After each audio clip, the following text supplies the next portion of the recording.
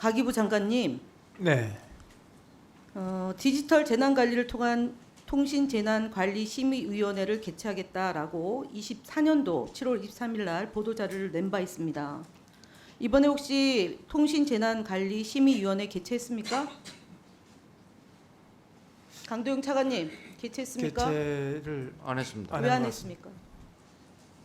여기 보면 데이터 센터 사업자나 재난관리 의무 적용받아서 이행 중인 원년이다라고 발표를 했습니다. 여기에 보면 SK텔레콤, KT 등 기간통신 사업자와 함께 카카오, 네이버 등 부가통신 사업자와 데이터 센터 사업자가 처음으로 재난관리 의무를 적용받아 이행 중인 원년이다. 2024년도예요. 그러면은 이거 해야 되는 거죠? 적용되는 거죠? 데이터 센터가 그러니까 SK텔레콤가 지금 문제가 된 거지 않습니까? 그럼 이 위원회를 개최했어야 되는 거죠. 네, 얘기하십시오, 강도영 차관.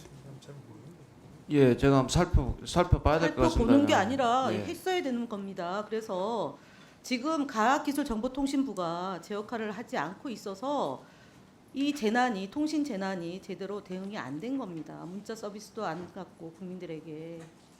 그러니까 지금 지난번 4월 30일 날 유영상 대표가 왔을 때 28일, 29일 날 MMS 문자를 보내기 시작해서 2,400만 명한테 다 간 게 얼마 걸렸습니까, 유영상 대표님?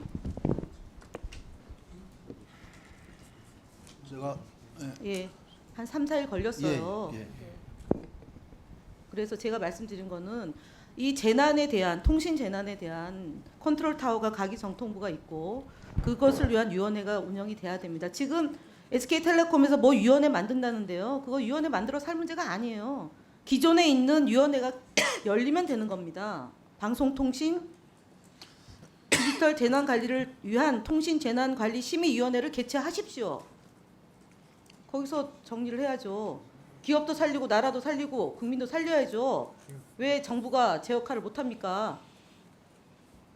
그러니까 가기부 장관이 법사위 가서 수조 원의 손실을 보고 있다 이런 기업을 편드는 발언 때문에 논란이 되는 거 아닙니까? 그 아까 하십시오. 말씀드린 그런 얘기를 드린 건 아닙니다. 질문한 거 아니에요. 하십시오. 그리고요. 방통위 묻겠습니다. 방통위도 이 안에 들어갑니다. 방송통신재난 심의위원회 방통위도 참여하는 겁니다. 방통위 지금 뭐 하고 있죠? 방통위 지금 뭐 하고 있냐고요? 이거 관련해서. 이용자 이용자, 보호와 예. 관련해서 뭐 했습니까? 지속적으로 모니터링을 하고 모니터링요. 현장 점검, 시장 혼란을 막기 그 현장 위한 점검 몇 명이 활동을 하고 나갔습니까? 있습니다. 현장 점검 몇 명 나갔습니까? 그 현장의 점검을- 시장 조사 과장 비롯해서 네, 2명 나갔죠.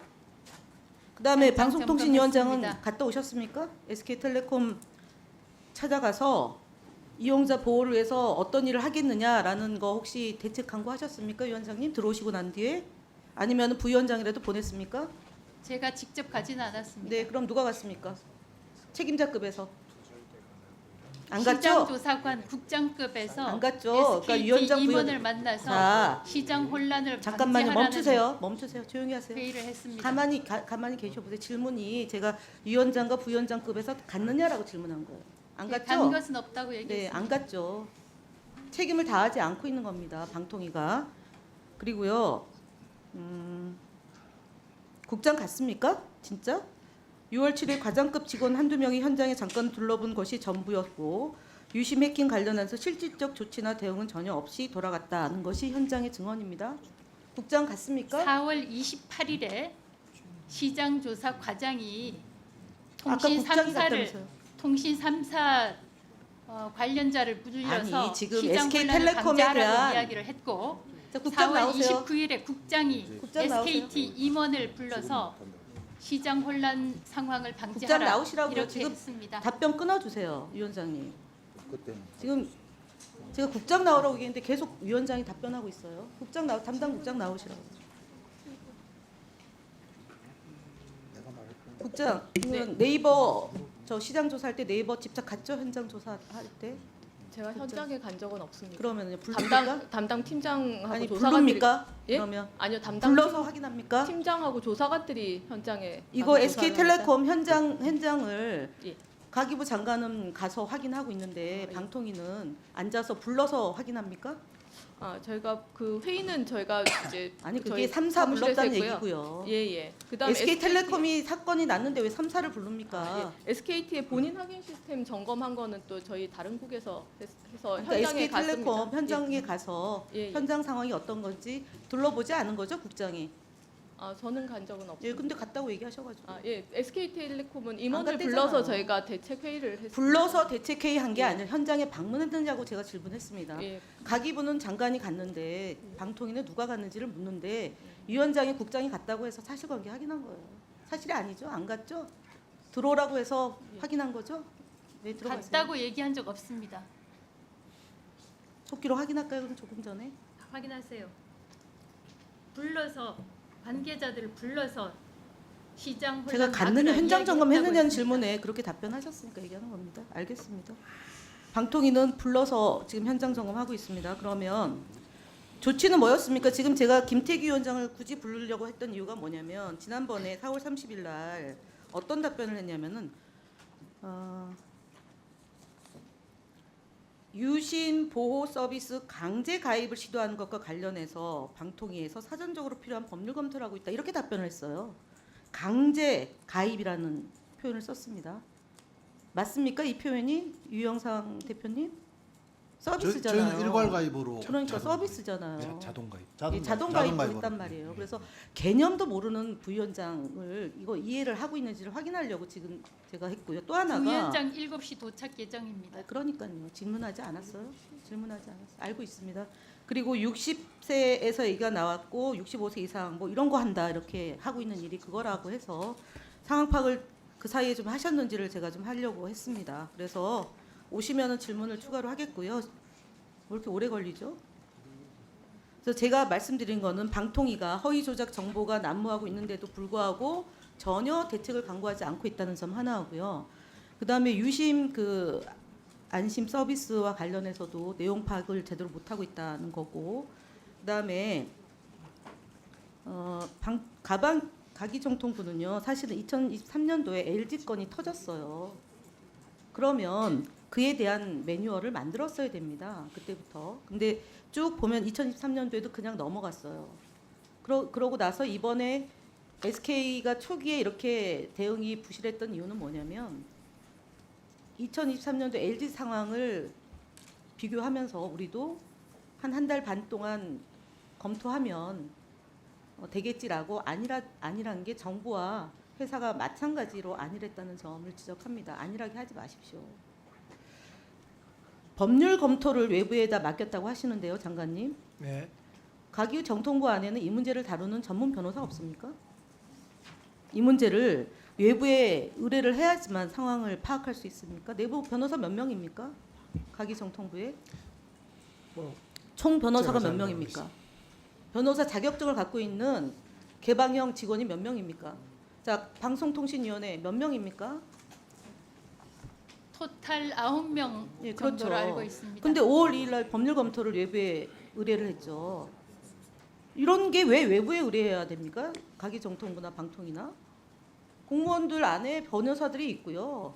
똑 떨어지는 약관이 있습니다. 약관을 가지고 가증금과 과태료를 물리는 게 가기정통부하고 방송통신위원회 고유 업무예요. 근데 이거를 외부의 변호사한테 돈을 들여서 자문을 구한다? 이상하지 않습니까?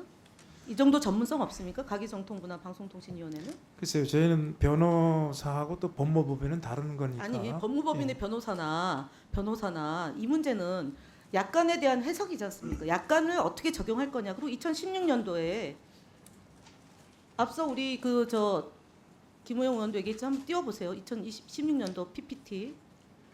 그때 전례가 있습니다. 그리고 그 3만 원 보상을 했습니다. 맞죠? 김도영 차관? 아시죠? 2016년도에. 예, 위약금 면제 네, 받은 위약금 거 면제해주고 알고 있습니다. 예. 위약금 안 받고 그다음에 고객에게 3만 원씩 지급을 했어요. 쿠폰을 발행했어요. 보상을. 그래서 아까 10만 원 얘기하면서 3천억 얘기하는데 지금 잠재적으로 어느 정도로 이동이 될지 몰라요. 진짜로. 그래서 SK텔레콤이 갖고 있는 고통 먼저 선 해결하고 해킹 당하지 않게 보호를 하는 것을 우리가 우선한다 국회도. 그러나 번호를 이동을 굳이 하겠다는 분들이 계시면 그에 따르는 후속 조치도 해야 됩니다. 그건 가기정통부가 이미 발표를 했어요. 입장을 검토를 하겠다 종합적으로. 그리고 법률 검토를 하겠다. 그 법률 검토를 왜 외부에 의뢰합니까 장관이?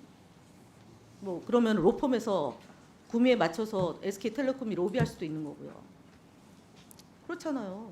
아니요 그런 자체적으로 그런 정도로 입장을 못 냅니까? 방통위도 마찬가지로요. 외부에서 독립적으로 법률 검토를 할 필요가 있다고 판단됩니다. 아니 변호사 검사도 파견 나와 있고 할 수 있잖아요. 그러니까 사실은 그런 법률 검토를 외부에 맡기는 것은 시간 끌기 첫 번째, 두 번째는 곤란한 것에 대해서 의뢰를 하죠. 근데 그 의뢰하는 주체가 어떤 내용으로 질문하느냐에 따라서 변호사들의 답변은 맞춰서 나올 수도 있고 아닐 수도 있어요. 그런데 제가 적어도 볼 때는 2016년도에 사건이 있었고 2018년도에 그 LG U+가 2023년도에 발견이 돼서 한 달 반 동안 조사를 해서 과징금 과태료를 다 물렸어요. 그러면 2025년도에 이 SK텔레콤 이 사건이 LG U+보다 훨씬 심각하고 대상도 넓어요. 2,500만 명이 잠재적 피해 대상이 들어간 거예요. 그리고 해커들이 이것을 어떻게 활용할지는 아무도 모르는 겁니다. 안심 서비스, 유심 안심 서비스가 완벽하다? 모르는 겁니다. 왜냐? 구체적인 공격이 아직 안 들어왔기 때문에 정부는